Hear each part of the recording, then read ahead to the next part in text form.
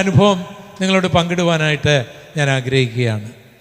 ഞാനിപ്പോൾ താമസിക്കുന്ന മുണ്ടിപ്പള്ളിയിൽ വിനോദ് എന്ന് പറയുന്ന ആ ഒരു ചെറുപ്പക്കാരൻ ഉണ്ട്. ഒരു ഇലക്ട്രീഷ്യനായിരുന്നു അദ്ദേഹം. പക്ഷേ അദ്ദേഹത്തിൻ്റെ ഈ ജോയിൻസുകളിലെല്ലാം നീരുണ്ടാകും. പിന്നെ പനിയാണ്, റുമാറ്റിക് ആർത്രൈറ്റിസ് എന്ന രോഗം.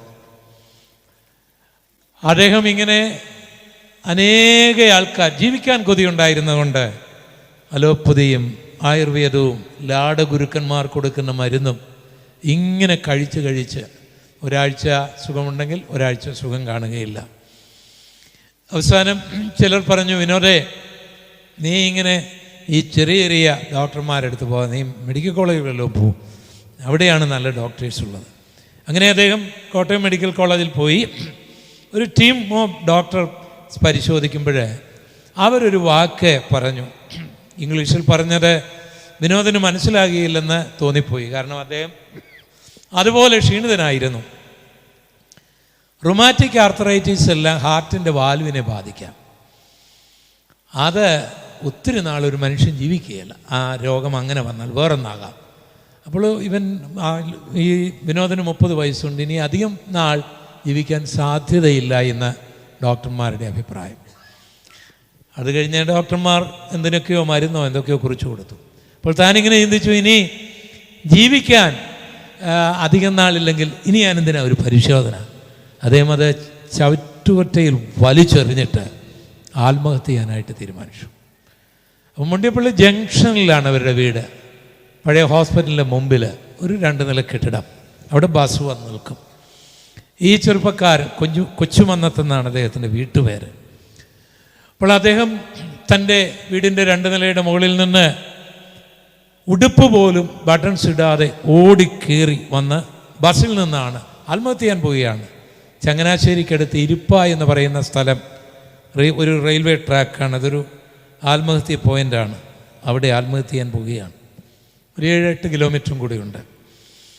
അങ്ങനെ അദ്ദേഹം ആ ഇരിപ്പായിലിറങ്ങി അവിടെ ആ ട്രെയിൻ പോകുന്ന ആ ട്രാക്കിൽ എത്തി. ഒരു ചെറിയ വളവും കാടുമൊക്കെയാണ്.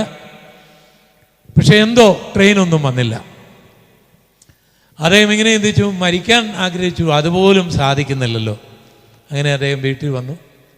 വീട്ടിൽ വന്നപ്പോൾ ഡ്രൈവർ ജോയ് എന്ന് പറയുന്നൊരു സഹോദരന് ഇങ്ങനെ പറഞ്ഞു, മുണ്ടിപ്പള്ളി ഷാരോൺ ചർച്ചിൽ പ്രാർത്ഥനയൊക്കെ നടക്കുകയാണ്, അവിടെ പാസ്റ്ററെ നമുക്കൊന്ന് കാണാൻ പോയി പ്രാർത്ഥിക്കാം. അങ്ങനെ അദ്ദേഹം ഒരു ദർശനം കാണുകയാണ്. എൻ്റെ അടുക്കൽ വരികയും ഞാൻ പ്രാർത്ഥിക്കുകയും സൗഖ്യമാവുകയും ചെയ്യുന്നതാണ്. അങ്ങനെ വിനോദ് ഒരു പകൽ എൻ്റെ അടുക്കൽ വന്നു. ഞാൻ അദ്ദേഹത്തിന് വേണ്ടി പ്രാർത്ഥിച്ചു. രോഗം സൗഖ്യമായില്ല, രോഗം അല്പം കൂടെ കൂടി, വേദന കുറേ കൂടെ കൂടി.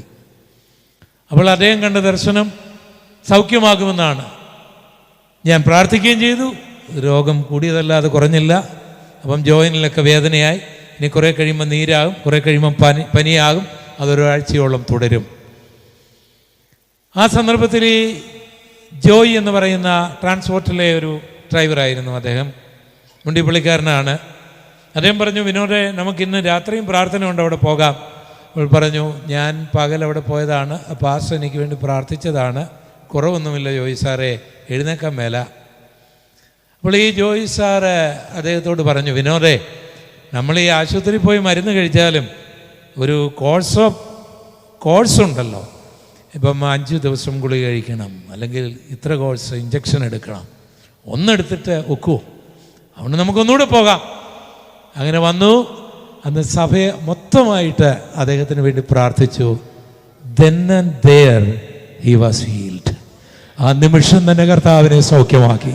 ആ കരമടിച്ച് ദൈവത്തെ ഒന്ന് സ്തുതിക്കാം ശക്തമായി.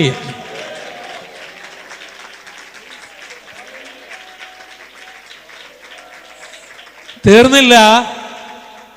ആ വിനോദ് ദുബൈയിലെ എയർപോർട്ടിലെ ഫിലിപ്സ് കമ്പനിയുടെ ഒരു ഇലക്ട്രീഷ്യനായിട്ട് വർക്ക് ചെയ്യാൻ പിന്നീട് ഇടയാക്കി.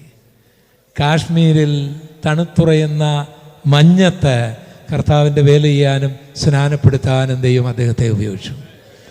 അദ്ദേഹം ഇന്നുമുണ്ട് കേട്ടോ. ഈ ദൈവം ഇന്നും ഇവിടെ സൗഖ്യമാക്കുവാൻ കഴിവുള്ള ദൈവമാണ്.